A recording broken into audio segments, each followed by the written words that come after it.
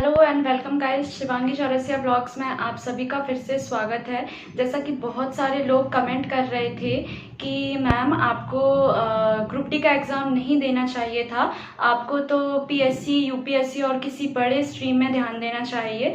तो मैं उन सभी लोगों को आज सबसे पहले ये बोलना चाहती हूँ कि ज़रूरी नहीं है कि आप हमेशा बड़ी चीज़ को पहले देखें। पीएससी, यूपीएससी, नीट, ये सारे बड़े बड़े एग्ज़ाम्स जो होते हैं, मुझे पता है कि सबसे पहले लोग इसी को पहले देखते हैं। सभी का गोल बड़ा बड़ा होता है कि मुझे ये बनना है, मुझे वो बनना है। और ज़रूरी ये नहीं है कि कोई रिच फैमिली से है तो वो ये एग्ज़ाम नहीं दे सकता है, या फिर कोई रिच फैमिली से है तो वो हमेशा बड़ा ही पहले देखे। हम छोटे से भी शुरुआत कर सकते हैं। जैसा कि लोगों ने बोला कि आप ग्रुप डी का एग्ज़ाम क्यों आपने दिया, आपको तो किसी बड़े एग्ज़ाम की तैयारी करना चाहिए, आप तो इतने अच्छे फैमिली से बिलोंग करते हो, तो आपने ये एग्ज़ाम क्यों चुना। तो मैं आपको बता देना चाहती हूँ कि ये फॉर्म 3 साल पहले भरा हुआ था। तब मुझे अच्छे से पता भी नहीं था कि किसमें क्या होता है, क्या वर्क मिलता है। मैंने जस्ट कंपटीशन एग्ज़ाम स्टार्ट किया था और जब मैंने फॉर्म डाला ही था तो मुझे एग्ज़ाम तो देना ही था, ये मैंने सोच के रखा हुआ था। और कोई भी एग्ज़ाम छोटा या बड़ा नहीं होता है। ज़रूरी नहीं है कि मैंने यदि ये फॉर्म डाला है और मैं सिलेक्शन ले भी लूँ तो मैं वहीं तक सीमित रह जाऊँगी। मैं उस जॉब के बाद भी मेहनत करूँगी, उससे बड़ा हासिल करने की कोशिश करूँगी। जैसा कि बहुत सारे लोग सोचते हैं कि नहीं, हमें एकदम से बड़ी चीज़ चाहिए है, तो ज़रूरी नहीं है कि आपको एकदम से वो बड़ी चीज़ मिल जाए। हम छोटी चीज़ से भी शुरुआत कर सकते हैं। जैसे कि मैंने एसएससी जीडी कांस्टेबल भी दिया हुआ है, उसमें भी मेरा फर्स्ट फेज़ क्लियर था।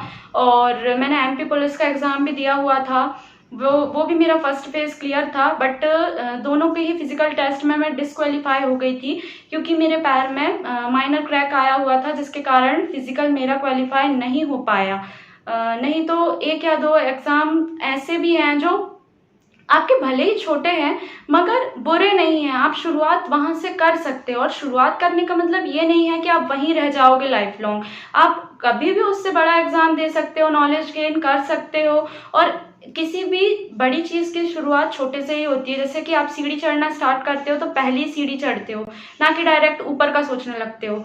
यदि मैंने फॉर्म डाला है और मैं उसका एग्ज़ाम दे रही हूँ तो मुझे नहीं लगता कि उसमें कुछ गलत है। और यदि मैं सिलेक्ट भी हो जाती हूँ तो मैं उसकी ज्वाइनिंग लूँगी। अब बहुत सारे लोग बोलने लगे, आपने एनटीपीसी यदि दिया हुआ है तो आप क्यों बच्चों की सीट खराब कर रही हैं, आप क्यों ग्रुप डी जैसे एग्ज़ाम को हमारे लिए छोड़ दीजिए।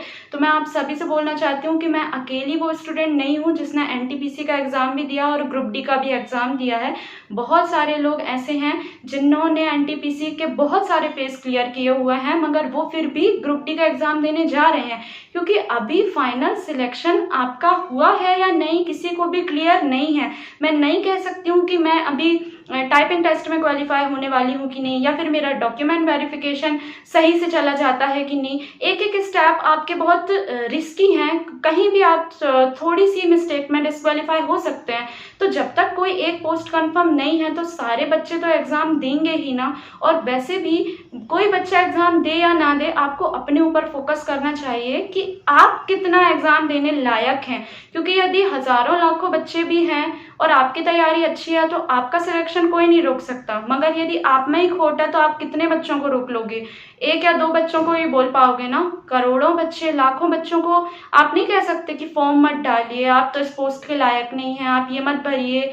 वो तो डालेंगे ही। आप मुझे बोल सकते हैं, अदर लोगों को कमेंट कर सकते हैं, बट करना लोगों को वही होता है जो लोगों को अपने लिए सही लगता है। तो आप अपनी यदि अच्छे से तैयारी रखेंगे तो आपको किसी को बोलने की ज़रूरत नहीं है कि आप हमारे लिए सीट छोड़ दीजिए। क्योंकि आपकी अच्छी तैयारी है तो आप एक सीट में भी या बहुत कम वैकेंसी में भी अपनी जगह बचा लोगे। और जब आपकी तैयारी ही नहीं है अच्छी तो लाखों सीट्स भी आपके लिए कम पड़ेंगी। तो जस्ट मैं आपको यही बताने आज आई थी। एक छोटा सा मोटिवेशन है कि कृष्ण जी भी जो थे उन्होंने भी गाय चराई थी। इसका मतलब ये नहीं है कि वो भगवान हैं तो उन्होंने कोई छोटे काम नहीं किए हैं। तो हम भी एक इंसान हैं, ज़रूरी नहीं कोई रिच फैमिली से है, कोई अच्छी फैमिली से बिलोंग करता है और जिसके मम्मी पापा यदि अच्छी पोजीशन में हैं और उनका बच्चा कोई अच्छी चीज़ स्टार्ट करना चाहता है तो ज़रूरी नहीं है कि वो उनके दम पे ही स्टार्ट करे।